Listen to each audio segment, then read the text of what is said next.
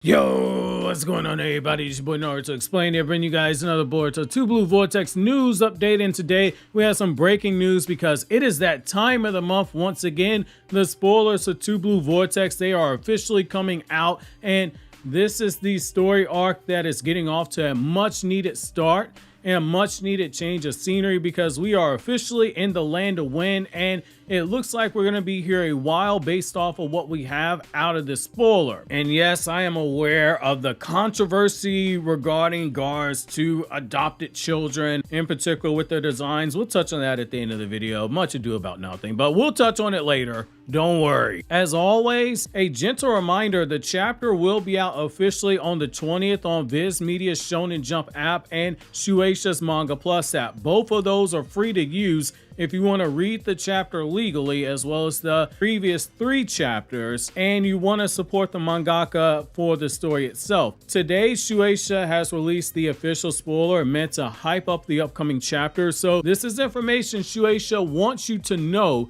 It's on the official Naruto website. In the next few days, we should have full spoilers for the chapter after the digital cover for V-Jump magazine leaks out, depending on when leaker is able to get their hands on it. But we should have it soon, just given there's already a low quality cover already out there. And then we'll get another teaser spoiler 24 hours before the chapter is officially out. As always, when full leaks are out, I will publish a video the same day. So now that we got the basic questions out of the way that the new viewers tend to ask every time, let's take a look at what we have here. So the official spoiler has Konohamaru arriving in the land of wind, meeting up with the 2 remaining adopted children of Gaara. So Yodo, who fought Shikadai in the tuning exams, and she has that sound wave ninjutsu that blasts shockwaves at people that she's fighting against. Basically, think of her as the new generation Tamari, since she is the long range fighter on her team that Tamari was. Yodo is accompanied by Araya, the guy who was the puppet master who Sarada fought in the tuning exams in the anime version of the versus Momoshiki arc. Reminder, Boruto Part 1 in the manga calls Araya, Yodo, and Shinki all Gaara's adopted children. That's why I refer to them as such. What I like about this right here is that it's not so much them standing on the cliff looking down at Konohamaru, but it does give off some of the vibes that we're used to many years ago back in the Naruto era. Back then, when someone would visit a hidden village, they had to be accompanied into the village by someone who was sent out to meet them. Back when hidden entrances to the roads of the villages were still a thing, even though we are in a time where there have still been disturbances, but it's been mostly peaceful in this era where trade, it has exploded and people have traveled to and from the hidden villages like it's no issue, including Konohamaru, who we know has walked right through the Sand Village gates and gone directly into Gaara's office, right into the heart of the Sand Village multiple times. However, this reverting back to how things used to be, where you got Yodo meeting Konohamaru out there by what appears to be the border in the land of wind. It is a pretty big tell of how far things have eroded back to a semi-status quo following the death of Naruto, or rather what people believe wrongfully is the death of Naruto, since Boruto's been framed for it and Naruto's still alive. While the 5 nations are still working together and they are still at peace, the threat of the awakened Shinju army being led by Jura, it has raised the threat level enough that now we're back to seemingly the period of time where you needed escorts back to hidden villages and shinobi meeting you out on the perimeter the moment you get into their territory.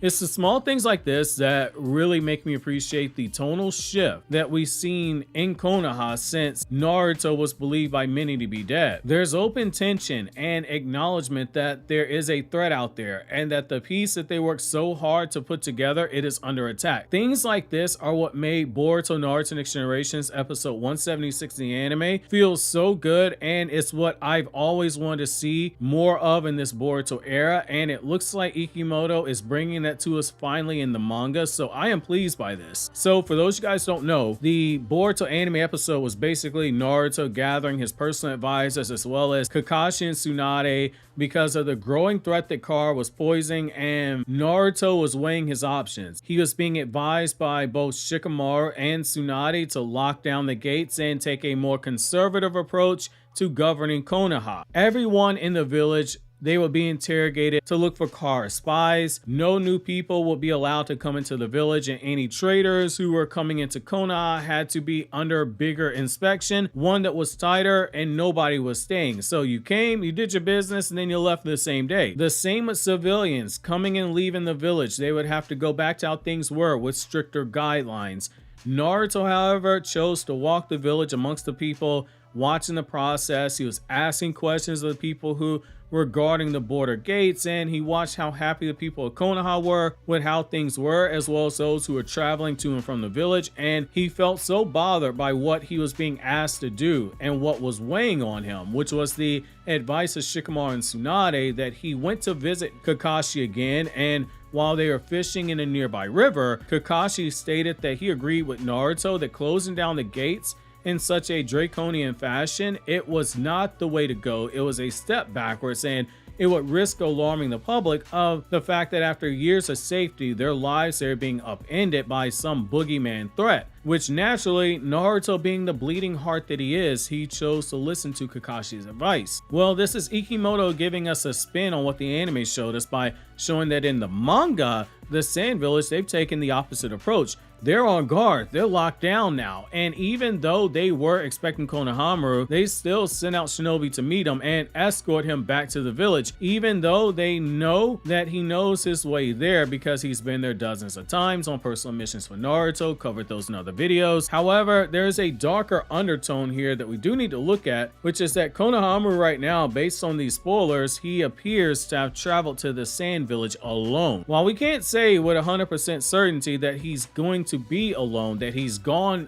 with no help, it's not out the realm of possibility when you think about it, just given that the database of Boruto Part 1 in the manga and the physical volumes, it reveals that Konohamaru, he's on that short list of shinobi that are allowed to leave the village on missions either alone or as a part of a two-man team, like we saw him do with Mujino in the manga and Sai in the anime. And that's what puts him on that short list with people like the retired Kakashi Hokage, Sasuke, Naruto, Sakura, Sai, and Shikamaru. They're all allowed to come and go as they please without a team. So we can't rule out that he went alone, though I venture to say he took someone with him, but the manga, they are purposely keeping that last person hidden from us for a reason. What that reason is, we don't know yet, but it is something to keep your eyes on. However, the darkness in this whole situation, it comes from the fact that if, and I mean if, Konohamaru did go to the village of the hidden in the sand alone, then that means he's on a crash course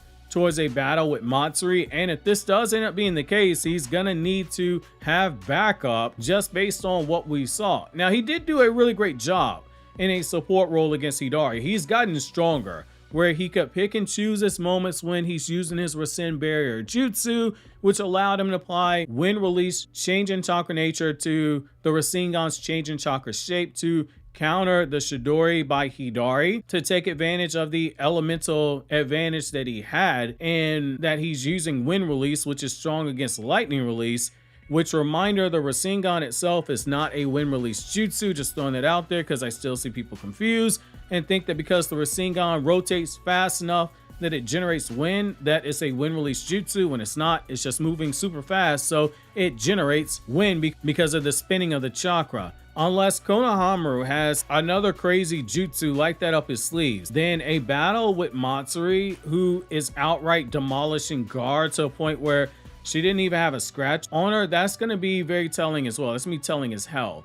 She doesn't come across as the type to play around. She didn't hesitate to trap Boruto when she saw the chance to do so. She tends to get down to business. While she can be very chatty, and that might be a downfall of hers eventually, there's something to be said for her power and Ada's assessment that the awakened shinju, they're all stronger than Kobe. So Konohamaru fans, I'm not saying sell the stocks, but I am saying if you're gonna hold on to them, you got big balls of steals, or you're about to be burnt like I was when I held on to some stocks that have yet to rebound after they dipped earlier this year. Now, we'll address the newest set of Boruto controversies that I alluded to earlier that have begun to start spreading because of this new chapter leak, which is people that once again coming for Ikimoto's neck over the designs of Gaara's other two children. They've joined Sarda in the club of being used to slander Ikimoto. First, we had people saying that Araya, the puppet master, he shouldn't have a beard, and they're saying that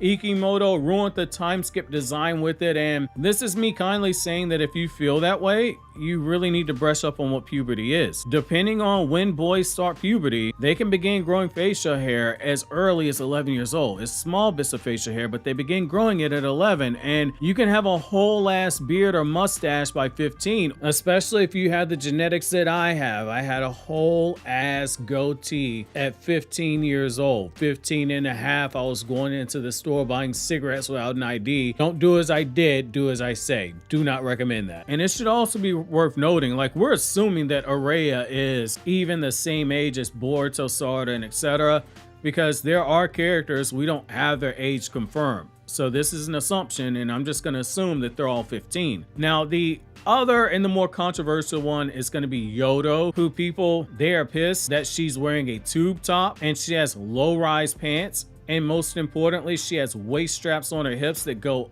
into the pants themselves. This has become Sarada's time skip design controversy all over again, where Sarada showed some shoulder and she wore a romper, and suddenly people said she's in her OnlyFans saga. And this is crazy on the Yodo part because she is showing less skin than Ada did, and we have people simping over Ada. That's a whole nother video for another day. That's not a thong that Yodo is wearing. Ikimoto has said before he is heavily inspired by fashion. Yodo's outfit does the same thing that all of Ada's outfits do in Boruto, and that Ada's outfits did in the Boruto covers, as well as Sarada's current design does, which is that it loosely is him remaking outfits that the K-pop idol Lalisa has worn, and he's blending Italian fashion like he does with the other designs. He's made it no secret. That's why when you look at the belt loops and etc., and how they're the super long loops, I can point you to different pictures from different magazines I know Ikimoto is looking at based on how he's drawing. And as a fan of Lalisa, there are a few female character designs where he's remade her outfits for their designs. So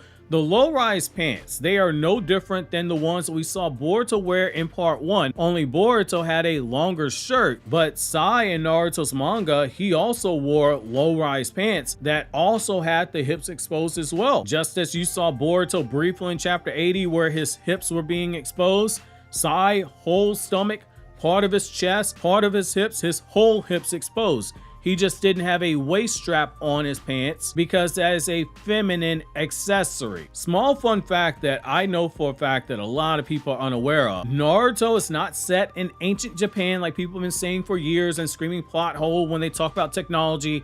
Naruto in part 1 is set in the mid-90s and modeled after Okayama. That's not my words, that's Kishimoto himself who said that the story is set years before the modern era. Naruto's published in 1999. A few years prior would be mid-90s, and some of the fashion choices by people like Naruto, who wore a tracksuit that had 3 bright colors on it, just like the tracksuits back then in the day. When they were in style, they had those bright colors. Kishimoto did what Ikimoto did and slightly modified the clothing to change his art style. Boruto right now, it is set 24 years since the start of Naruto Part 1. Meaning that the story is a lot closer to the late 2010s and early 2020s if you're keeping up with the calendar in universe. So yes, the clothes that shinobi wear, in particular the younger shinobi, they are more on the modern trend because shinobi dress to blend in and kunoichi are taught to play up their femininity. And some of the outfits that you're seeing, even for some of the men, if you open up Vogue magazine, etc., you'll see some of those. And even in Vogue magazine back in 2020 and 2021, low-rise jeans for girls and waist straps and rompers, they are all coming back into style, which lo and behold, Ikimoto, a guy notorious for fashion in his art even before Boruto, he's applying it now. It's the Sarada situation all over again, which I go into extensive detail with my stance on Sarada's design here on this video on the left, and over here on the right we got my newest video essay from Anime Explained where I discuss non-Naruto content.